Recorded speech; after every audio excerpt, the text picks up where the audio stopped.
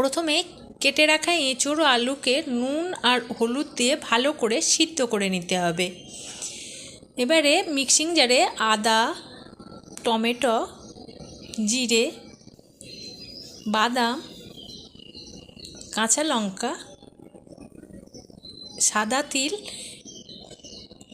ধনে এবং সামান্য জল দিয়ে একটা পেস্ট বানিয়ে নিতে হবে। তারপর ওই সিদ্ধ এঁচোড় আলুর মধ্যে আদা বাটা, হলুদ গুঁড়ো, লঙ্কা গুঁড়ো, ভাজা জিরের গুঁড়ো, নুন, চিনি, বাদাম, বেসন, কালো জিরে ও জিরে এবং কাঁচা লঙ্কা দিয়ে ভালো করে মেখে নিতে হবে। এবারে হাতে সামান্য তেল মেখে কোপ্তাগুলো গড়ে নিতে হবে। কড়ায় তেল গরম করে এই কোপ্তাগুলো উল্টে পাল্টে সোনালি করে ভেজে নিলেই এঁচোড়ের কোপ্তা রেডি।